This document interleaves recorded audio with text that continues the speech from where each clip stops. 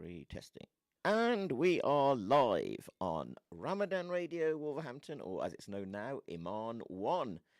You can get in touch with us on WhatsApp 074440420 if you want to make a comment, join in on the conversation with, well, it's normally Z squared, but today we're starting off with just Z, one Z, not the Z squared element. We're hoping that Zahid Shah will join us as we continue the program. And we will be talking about current affairs, sports ball, and anything our avid listeners wish to discuss with us. So, one of the main topics of conversation recently has been potholes. And it was interesting, on BBC Midlands Today this week, there was actually quite an extensive section on potholes, and what sort of stimulated this discussion was that the Asphalt Industry Association had done some research into how much money our councils were spending on fixing the roads, and apparently the West Midlands Authority region is the only area in this country where spending on fixing potholes has actually fallen year on year. So there is some evidence for the conclusion reached by many people that potholes are not being fixed. There is an issue with potholes. Now, obviously, one could question that the Asphalt Industry Association might have a vested interest in wanting governments, local authorities to spend more on fixing potholes, because obviously their members, the asphalt industry, would actually make some money from said repairs. So you could call into question elements of their research and maybe their bias in this regard. But certainly I think anecdotal evidence seems to be that there is an ongoing and serious issue with potholes. So if anybody has some views on that particular issue, you're welcome to get in touch with us. You can also call in on 01902 972 150 if you want to weigh in on the issue of potholes. Another major thing in the world news at the moment, as we've been talking about pretty much every week, is AI. So there's very many different elements to the AI debate. One particular element this week has been on the life or death or not, no one's actually sure, of the Israeli Prime Minister Benjamin Netanyahu. There was some evidence that potentially he might have gone to meet his maker. I don't know whether it's going down to hell or to heaven, but his son Yahya Netanyahu had not tweeted for a week.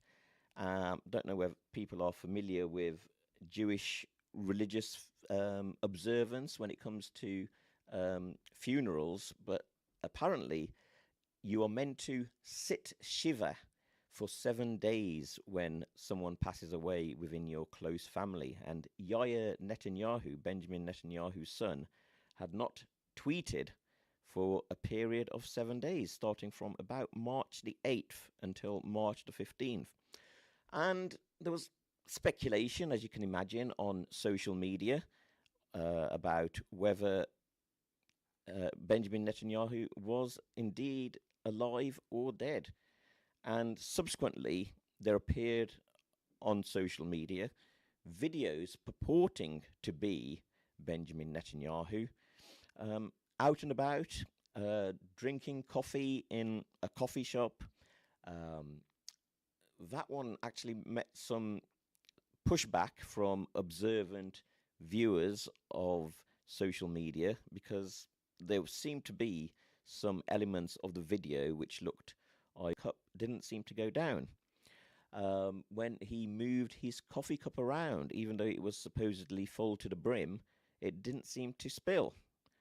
Um, yeah, so there's some very interesting elements to this AI slopaganda campaign, which has been run by um, the presumably Israeli authorities.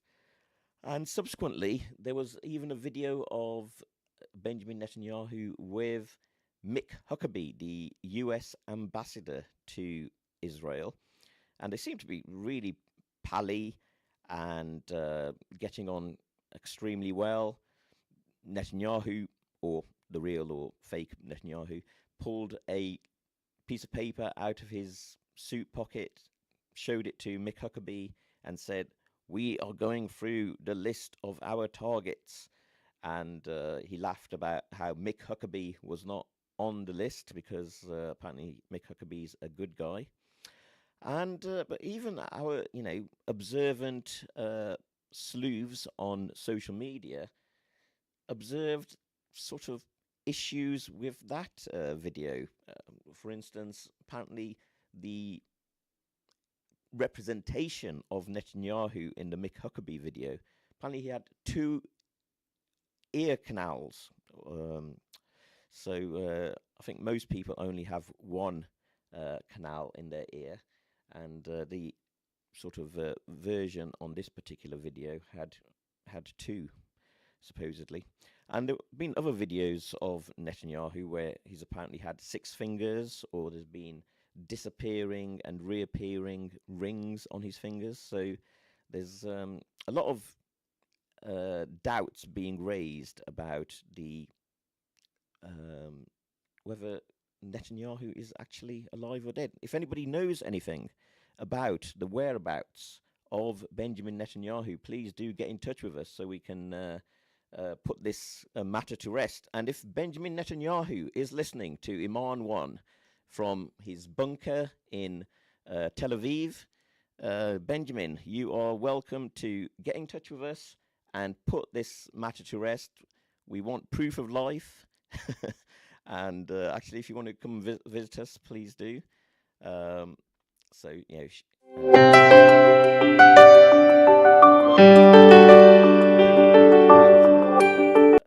a call coming in. Hello. Hello. Assalamualaikum. Okay, we've got Zahid Shah on the line. How are you, Zahid? I didn't think we had a show today. Okay, that's a poor excuse. Didn't they say it was the last one last week? Your pay is still going to get docked. No, listen. That's why I rang in, because the boss has phoned me. Okay. When she had 2 missed calls, I've checked it. I went, oh my God, it's 3 o'clock. So it looks like we've got the show. I was pretty sure that last week when we had that conversation, it was that it was the last show. But can I stay on the line, or is that okay? If you can come in, that would be ideal, because obviously we've got a lot of matters to discuss. I mean, very important matters of state. World geopolitics rests upon us actually putting the world to rights. So, yeah, it would be great if you could come in. Yeah, listen. Let me just find out what these ladies are doing, man, and then I'll get, because I'm coming to town, so I wasn't sure. To be fair with you, I'm not somebody who's going to be. I'm not a massive shopper like yourself, but I'll do my utmost best to get there as quickly as I can. Oh, brilliant! Thank you. I really appreciate you taking the time out of your busy schedule to actually do your job. So I'm sure myself and all the listeners will appreciate that. I will. Give me a sec here. Take it. Okay. All right. Well, we'll see you when you get here. Bye bye. Cheers. Bye. Okay. So there we go. Zahid Shah. A bit of a miscommunication, which has bedeviled the show since the very start, unfortunately. But it's actually does bring us to the issue of celebrating Eid, and when do we celebrate Eid? There seems to be a lot of debate going on about whether it's Friday or Saturday. I'm sure some countries are actually celebrating Eid today. So that is where the confusion has come from. Zahid obviously started his Eid celebrations a bit early and thought that the radio show wasn't going ahead. Anyway, we hope that Zahid will join us imminently or eventually. So, yeah, I was saying, so we've had this debate going on about AI, and I think it's really poignant and interesting that um, there's been so much discussion about AI and algorithms. So, when most people talk about algorithms, they'll think about social media algorithms. The content that we are served up on our phones is determined by this mysterious thing called the algorithm, which is basically software code, software programs which adapt to the incoming data, and um, they have some sort of human element of programming in them, which determines what content is actually shown on our phones. And everyone who's on social media, whether it's Facebook, Instagram, TikTok, Twitter, X as it's known now, will be aware of the content we are served up is not a neutral thing. It's determined by whoever owns that particular content platform. So in the case of Facebook and Instagram, it's owned by Mark Zuckerberg. In the case of Twitter, X, it's owned by Elon Musk. And these billionaire, you could call them techno feudalists, in the words of the economist Yanis Varoufakis, they actually are sort of very powerful people now just by dint of owning these social media platforms that we are all sort of beholden to. And the interesting thing is, where does the term algorithm come from? It comes from the Persian or Iranian mathematician Muhammad ibn Musa al Khwarizmi, who lived during the 8th and 9th centuries in what is now Iran, but was then Persia. And he is the man credited with really popularizing Indian or Arabic numerals, helping those be accepted eventually in the so called Christian West, and also regarded as the father of the mathematical discipline of algebra. And it was because of his work in the field of algebra that he eventually gave his name to the algorithm, because algorithm is the Latinized version of his Arabic name, Al Khwarizmi. So it's interesting that we've got these major world events going on with Iran being at the center of world geopolitics and news at the moment. And our perception of what is going on is determined by the algorithm and our social media. We've talked about how AI, which itself is based on algorithms, is determining whether or not we believe or don't believe that Benjamin Netanyahu is still alive or whether he's dead. So it's an interesting sort of issue at the moment, and it also brings us to the um, discrepancy, the paradox of how this is such a regarded as being a great civilizational battle when the people who lead the Iranian government are people who are extremely well read. They follow in the history and the intellectual tradition of people like Muhammad ibn Musa al Khwarizmi, and they really do appreciate and exemplify the Islamic ethos of wanting to seek and convey knowledge. As we know, the first verse revealed to the Prophet Muhammad sallallahu alaihi wasallam was Ikra bismi rabbika allazi khalaq. Read in the name of thy Lord who creates. And it was from that original verse that there was an incredible flowering of seeking of knowledge and reflection and pondering upon that knowledge on the signs of Allah subhanahu wa ta'ala, tafakkar and tadabbur. And subsequently, that led to the establishment under such people as the Caliph al Mamun in Baghdad, the what was known as the House of Wisdom, of which um, Al Khwarizmi was just one element. But that tradition is still maintained to this day because we have people such as the late departed former foreign minister of Iran, Ali Larijani. He actually was someone who wrote academic theses on Kantian philosophy. He's someone who studied Western philosophy, had an appreciation of Arabic philosophy and the conveyance of Greek philosophy into the first the Arabic Islamic tradition and then ultimately the Western intellectual tradition.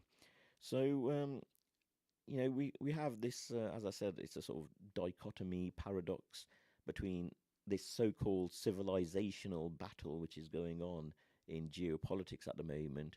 On the one side, Iran defending itself against attack from seemingly, um, the world's greatest military powers in the United States and Israel.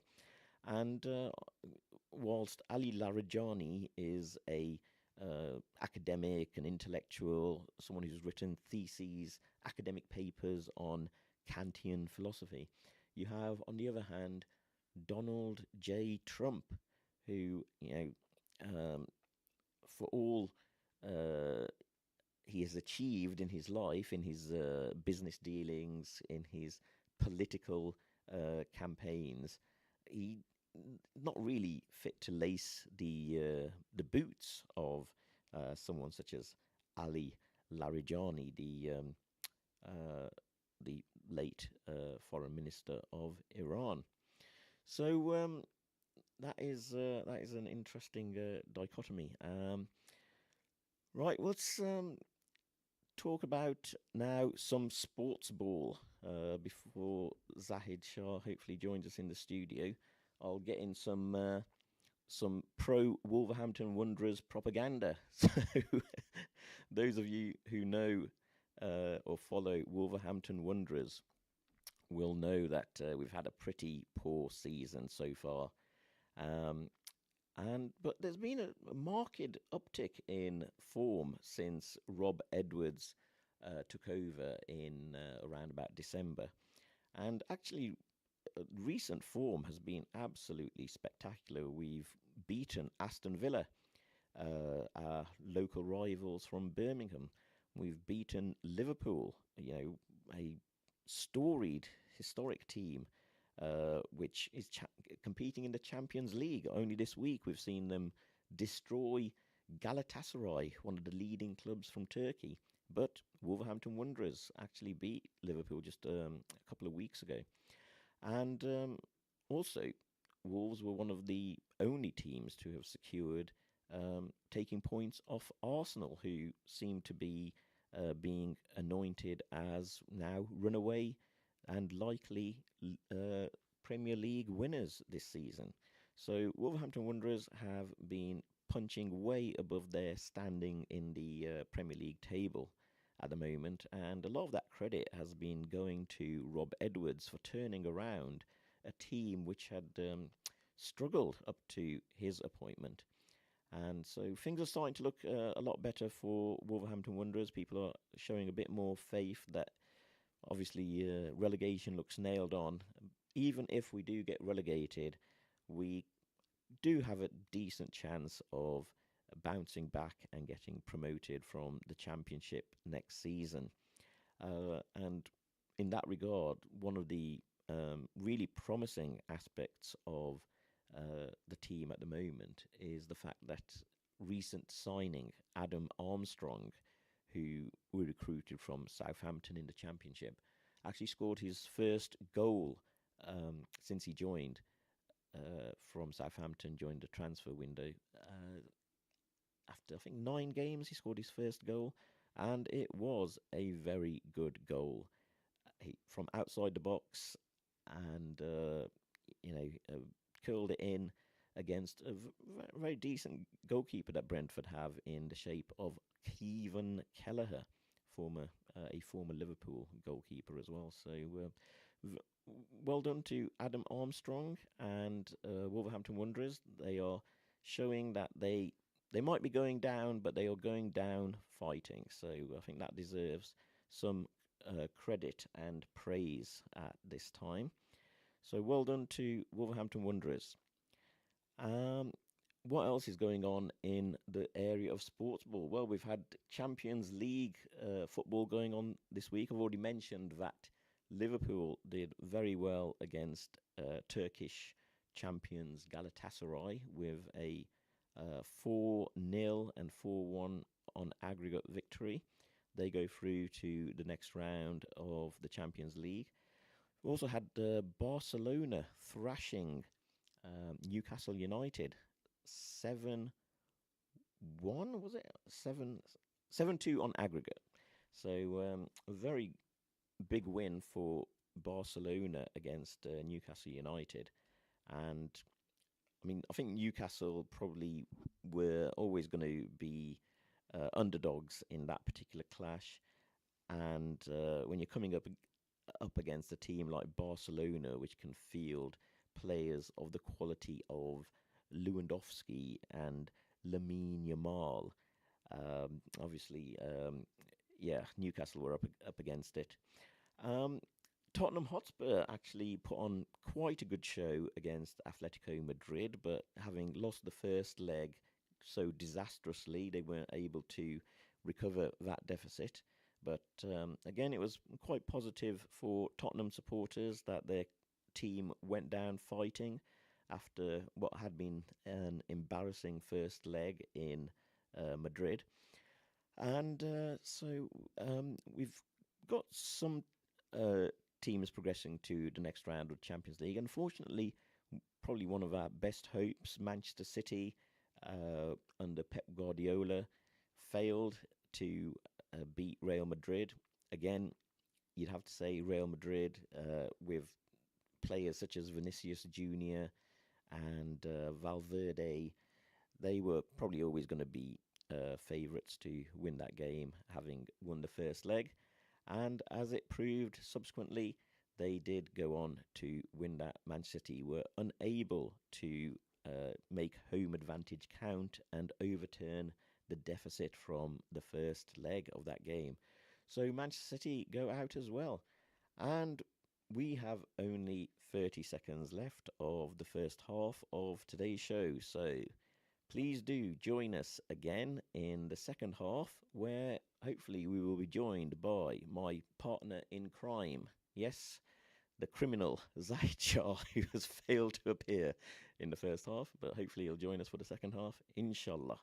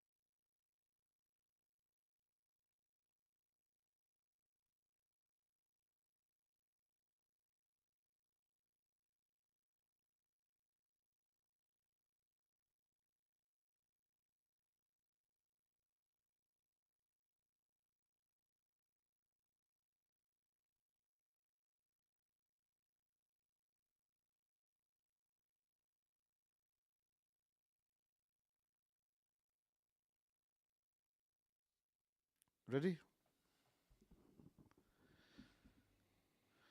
Assalamu alaikum to everybody out there. This is Z squared. It was Z about a few minutes ago.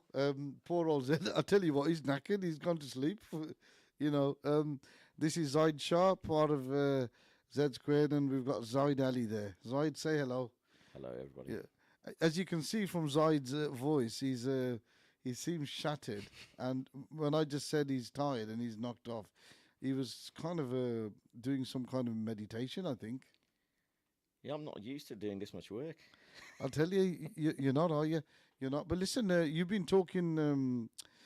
You stole my sort of glory, Liverpool winning 4-0 yesterday. Yeah, I did compliment Liverpool on you did. beating Galatasaray. I mean, Galatasaray are a good team. They've got players like Victor Osimhen and Mario Lemina, former captain of Wolverhampton Wanderers. And so beating them 4-0 was a very good result. I'll tell you what, their keeper, I'm surprised he's playing at Galatasaray. I thought one of the Premier Division sides would have snapped him up. He's a very, very fine keeper, isn't he? What's his name? I don't remember his name. I just watched him. Can you Google it? I'm having a quick Google now. Good player. I mean, he made some. I mean, Liverpool could have won 10-0 yesterday. Okay, so we're live looking up who the Galatasaray... Kakir. Kakir. Kakir. Kakir. Where's he from? I'm presuming Turkey. Is he Turkish? Yeah. Okay, I don't know. I thought he might have been Brazilian or something. No, with a that, name is, like that. that sounds like a Turkish name. Okay, so Kakir, amazing in goal. I'm surprised the Premier Division sides aren't looking at him. He's a good player. But Zahid has covered quite a bit while I was away, so I'm not going to go over old ground. What I do want to talk about is Andrew. Is it Mountbatten Windsor? That's his name. Yes, let's talk about this guy and some of the wonderful things that he's been getting on with regards to Mr. Epstein. He's in. Is he locked up, Zahid?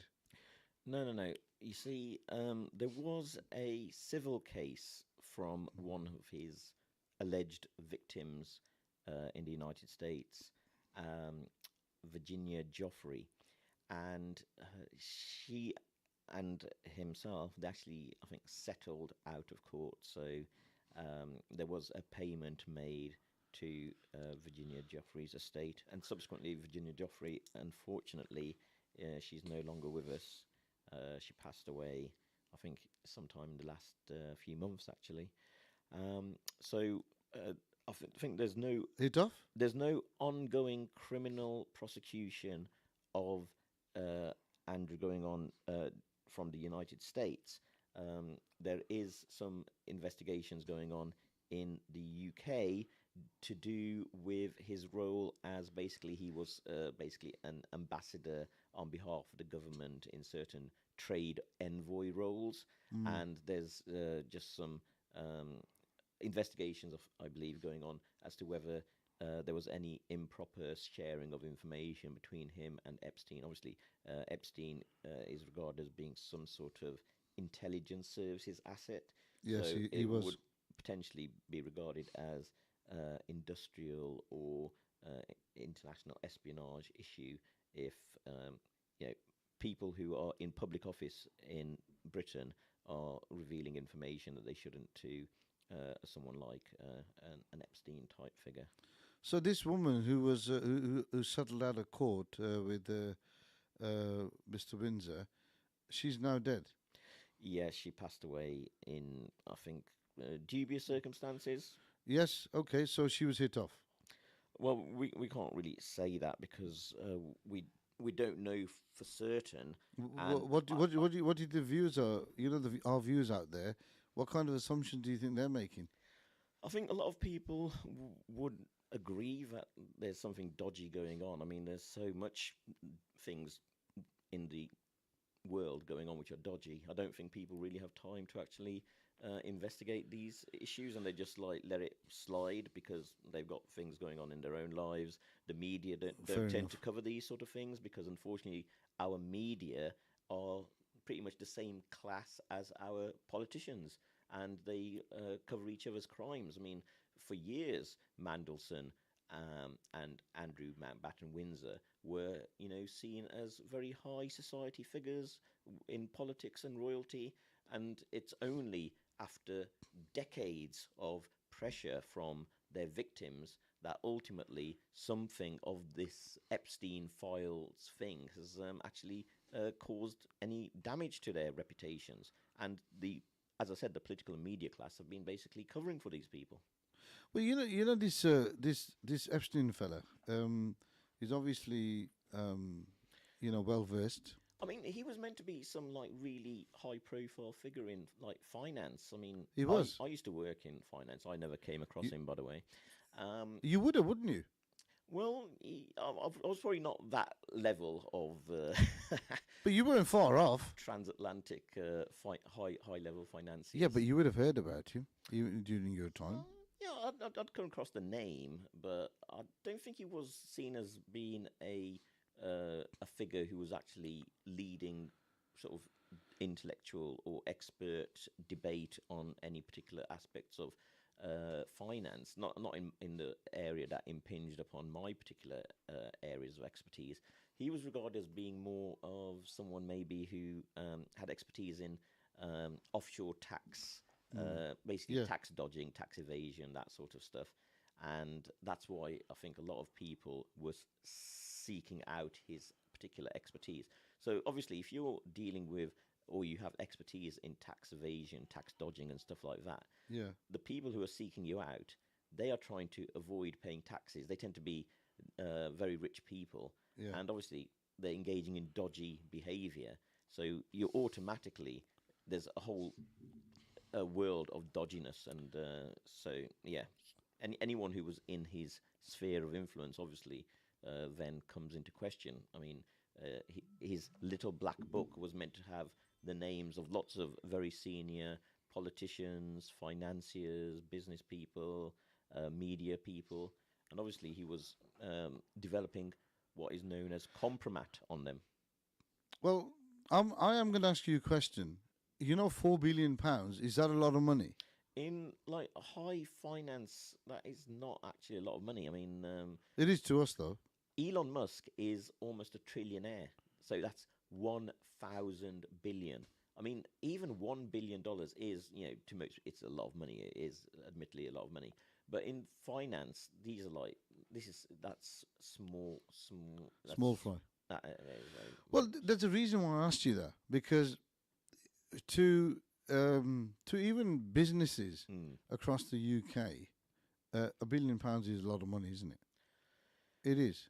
Yeah, I'd say Depends who if you're talking about, even big businesses, £4 billion would be a lot of money. yeah. So if you look at something like, say, AstraZeneca, one of Britain's biggest companies, it is valued at about $200 billion. Okay. So that is its total market value. So $4 billion in a $200 billion market value is not a lot of money. Well, there's a reason why I'm saying that, because this is some information that you gave me, that the war between America and Iran cost America 3.7 billion in 3 days, something like that.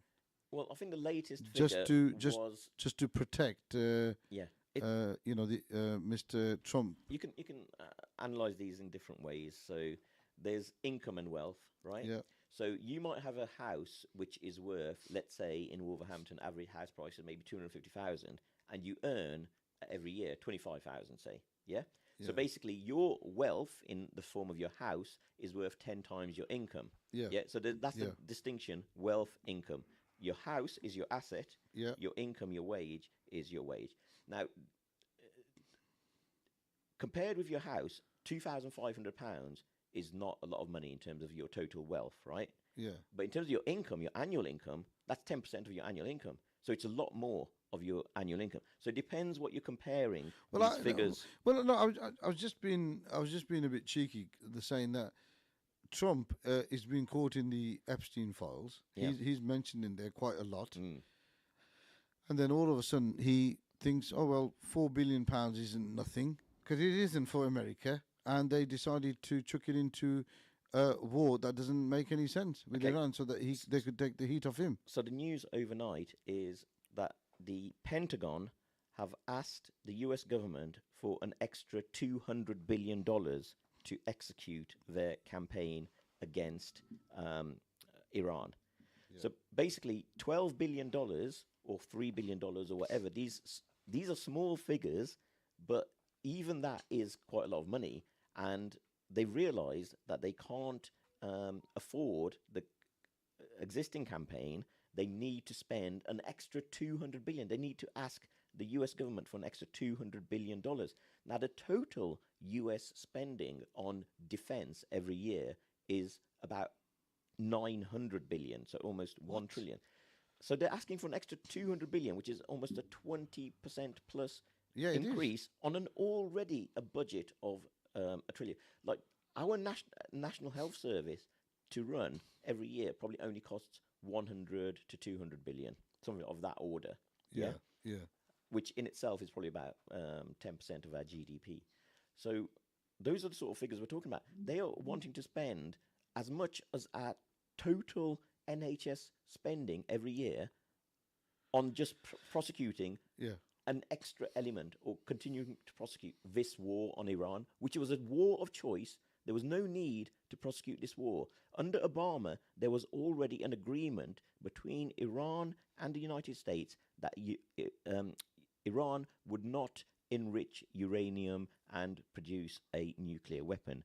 Under the former Supreme Leader, Ayatollah Ali Khamenei, there was a fatwa issued by the Supreme Leader saying we will not develop nuclear weapons because we do not think it is ethical in line with Islamic principles to target civilians in war. So we don't want to develop a nuclear weapon. So there was this deal already in place under Obama. There was already this understanding from the former Supreme Leader. And Trump has completely gone against that and broken basically the whole world geopolitical order. Yeah, but when Trump was there in the first place, if you remember, he was against war. He was. Now all of a sudden, Epstein files come out. He's highly profiled on there, and then he's become a massive warmonger. All of a sudden, a war hawk. Yeah. Yeah. I mean, there's like video of him. There's tweets of him saying, "I will not go to war with Iran," criticizing Obama and Biden for wanting to go to war with Iran. Most of the people in his administration, in his MAGA supporter base, are anti going to war in Iran. They used to say, why did we spend trillions of pounds going to war with Afghanistan and Iraq? I mean, what did we achieve in Afghanistan? We went from a Taliban government to a Taliban government having spent billions of pounds. And just yesterday, we had Joe Kent, the head of the counterterrorism center in the United States, who was appointed by Trump.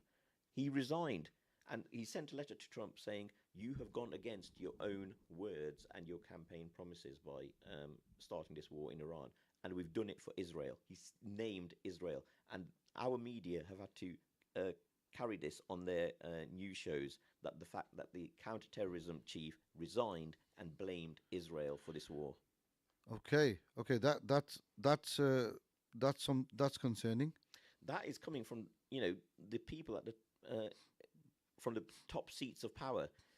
Normally, if people like you or me had talked about Israel causing wars, we would be described as anti-Semites.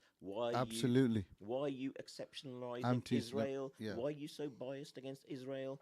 But now we have the leader of the United States being criticized by his own appointee as the head of the counterterrorism center, Joe Kent, resigning and saying, "You started this war because of Israel. You know that. You shouldn't have done it. You should stop this war." And Mr. Netanyahu, he's still chucking out messages of threats.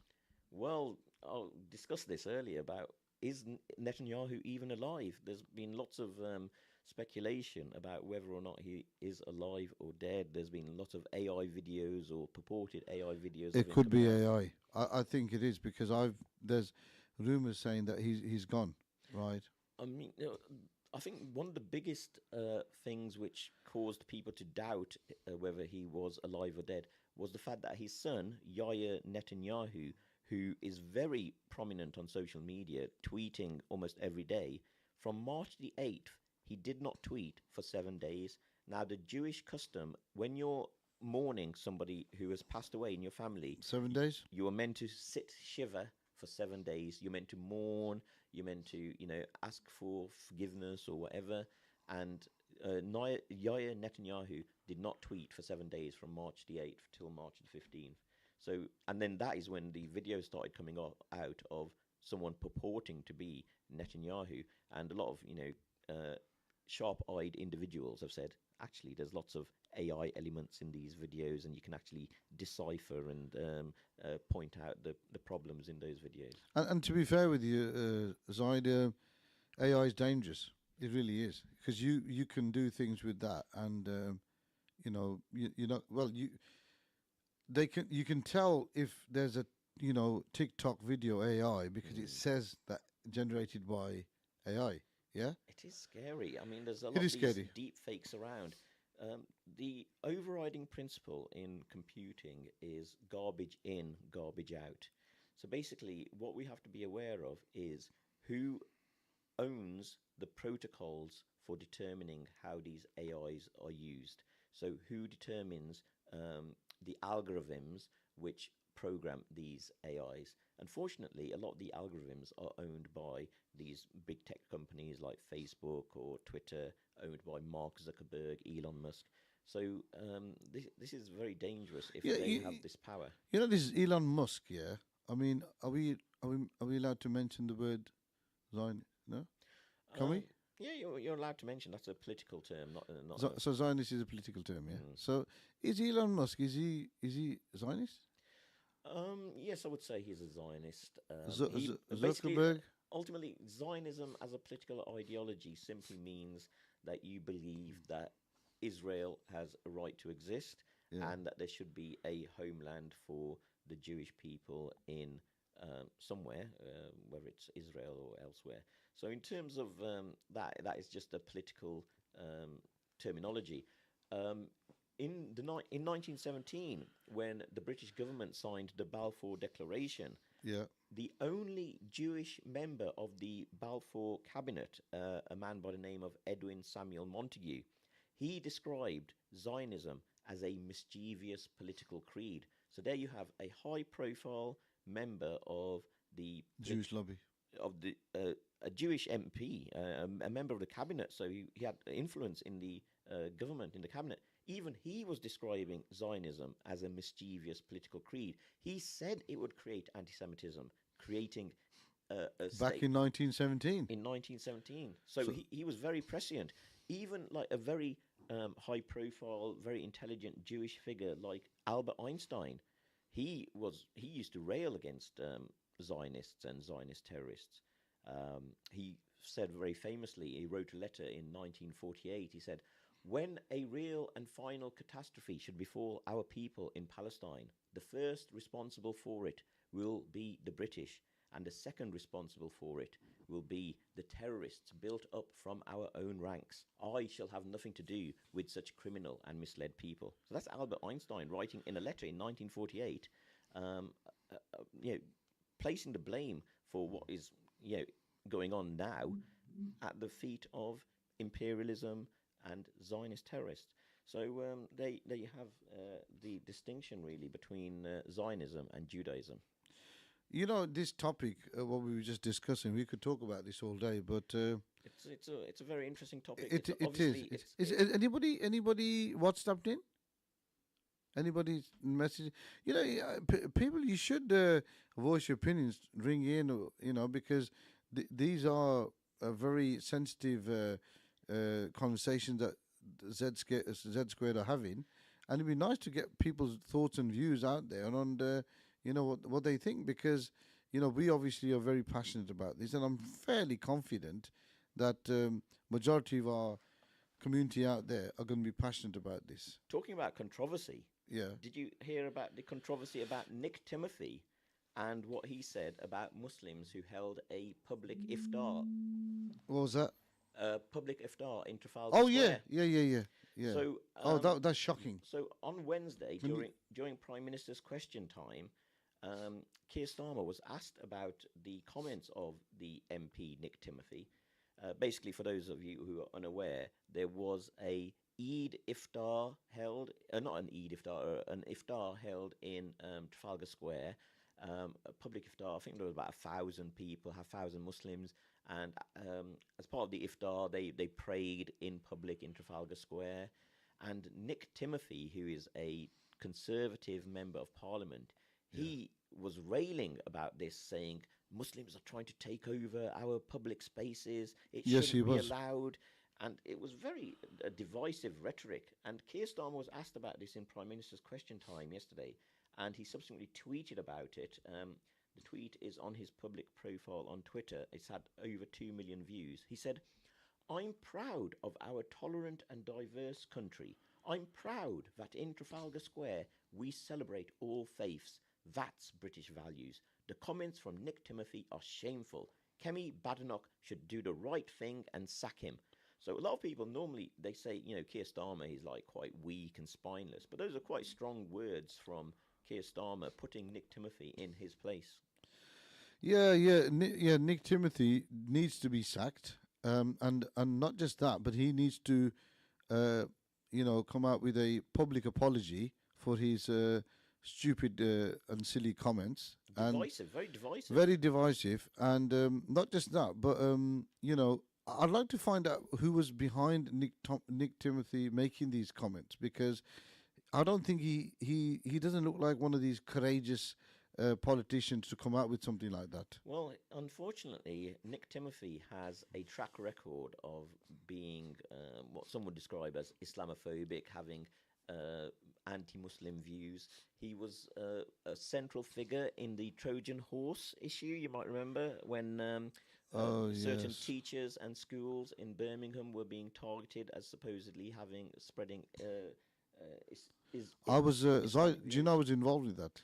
Wow. Not as a teacher, but I actually, as a Conservative Party councillor at the time, I actually got senior politicians involved and had that sorted out. Trying to advocate on behalf of the Muslim teachers and pupils. They had nothing to do with it. I know. I mean, it's shocking what happened. But again, Nick Timothy was someone who was behind that campaign. He was actually working with Michael Gove, who was the education minister at that time. So he's got that track record. At that time, I'm trying to figure out, Zahid, what was going on politically, internationally or nationally, that they brought the Trojan horse thing in to just distract people. There was something I know. Ever since 2001, 9/11, there's been this whole sort of idea about securitizing the presence of Muslims in this country. So making it as though Muslims are a security issue. So we had the Prevent initiative.